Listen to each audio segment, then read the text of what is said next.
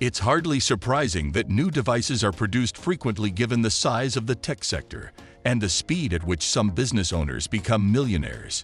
Some of these devices have experienced significant success, while others have been utter failures. Some technological innovations just don't quite cut it, whether it be due to the device's function, design, or even just the marketing that surrounds it.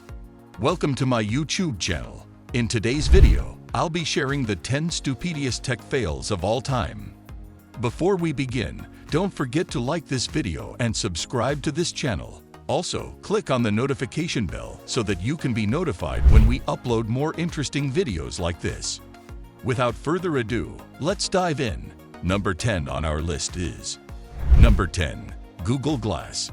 Many people believe the high-tech Google Glass eyewear would revolutionize the world when it was first released in April 2012. With access to the internet, maps, your calendar, camera, and more, these Android-powered motion and voice-controlled glasses were created to serve as a type of hands-free smartphone. And Google Glass, startling price of $1,500, significantly more expensive than even the most recent iPhone at the time, certainly cemented its reputation as a high-end technological product. The announcement of Google Glass generated a lot of buzz, with both mainstream media and tech fanatics chatting constantly about its impending release. Even the common person was becoming enthusiastic. The creators and designers of Google Glass, however, never adequately explained why the product would be worthwhile to purchase. The aim of Google Glass and the reasons it would be an improvement over smartphones were never stated explicitly. The functional uncertainty of Google Glass caused its sales to be underwhelming, and it eventually faded from public consciousness. Number 9. Windows 8. Launching Windows 8 was a fairly experimental move for Windows, and it's safe to say that things didn't go as well as the designers had hoped. This was primarily due to its user interface. The Start button was eliminated by the Windows developers, who also overdid the interface's complexity by adding numerous widgets and buttons with contrasting colors.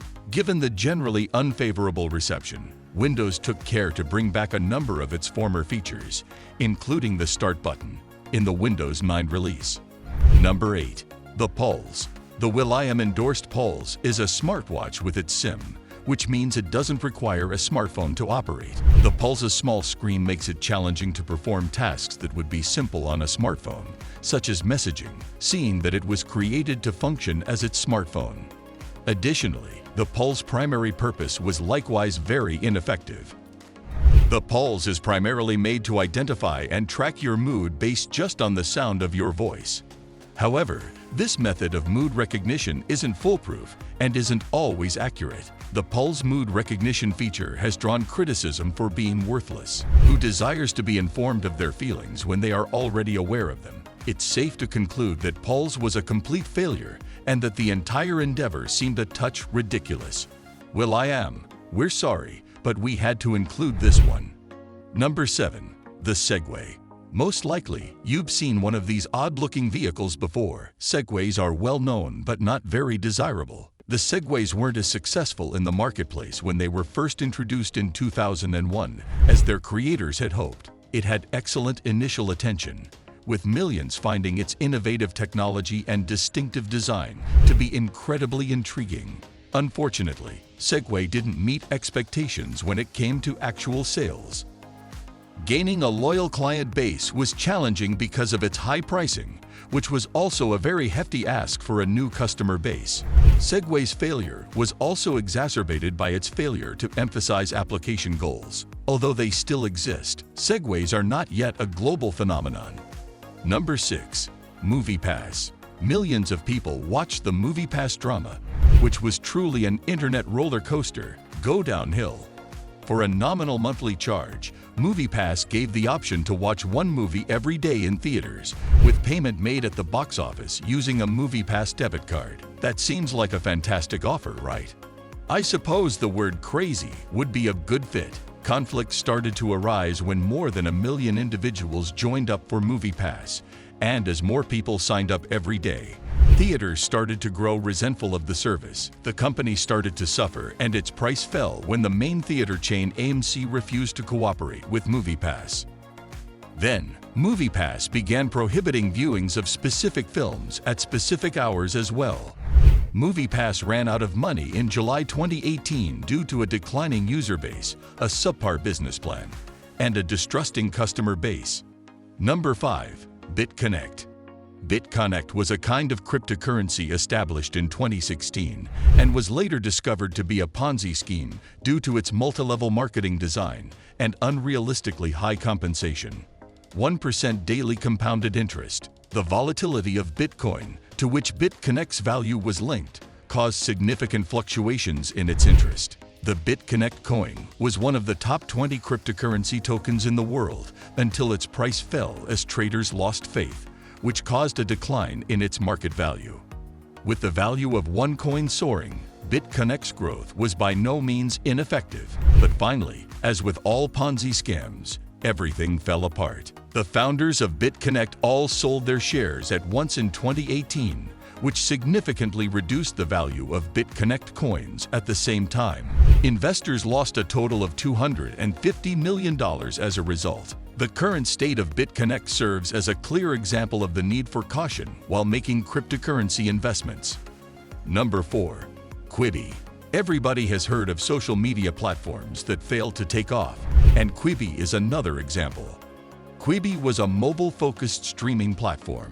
The app offered viewers both scripted and unscripted films, both of which had brief run times, roughly 7 minutes on average. The app, which was introduced in April 2020, had a lot of operational problems from the start, and audience figures were much lower than anticipated. Consequently, Quibi was terminated 6 months after its release. When the shutdown was revealed, the future of all forthcoming, scheduled, and current original programming was left in development hell because Quibi cannot claim ownership of the rights to any of their programming because their agreements with the creators of their original programming permitted them to keep the copyright to their content and circulate it in conventional forms after a while. Number 3. The Juicero. The Juicero may have come up in conversation before, and certainly not for the best of reasons. As one of the most idiotic ideas of this decade, the Juicero has now essentially become an online joke. So what exactly is a Juicero? In contrast to conventional juicers, the Juicero employs bags of pre-cut, pre-juiced fruit and vegetables that you easily drop inside the machine, and it will squeeze the contents into a glass for you.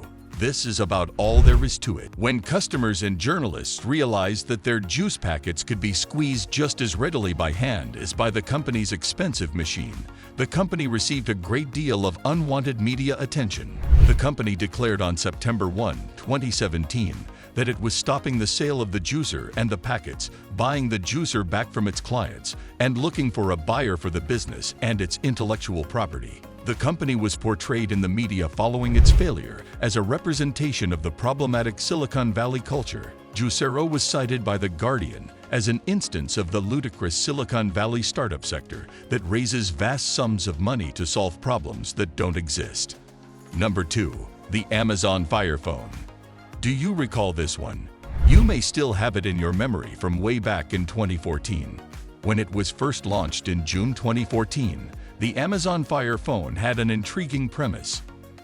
People adored Amazon, so the prospect of this prosperous retail giant releasing a phone was appealing. The Fire Phone, however, had a lot to live up to, and it was under pressure to create a technological marvel that was truly astounding. It didn't, though. The phone received criticism for its pointless and flashy attributes, as well as the fact that it didn't support nearly as many apps as Android and iOS. So, the Amazon Fire Phone quickly vanished from the market. Number 1. Google+. Google is not unfamiliar with failing startups. It introduced the social media network Google+ in 2011. Simply put, Google+ failed because it lacked the user understanding necessary to make this social media network valuable. Regrettably, Google's fourth attempt to launch a social media network failed. Users didn't want Google+ to allow them to share everything, despite the platform's original design. On Google+, it was also challenging for users to communicate with one another via various platforms, therefore rendering it a non-starter. As you may expect, Google+ had a low user base and was discontinued in April 2019.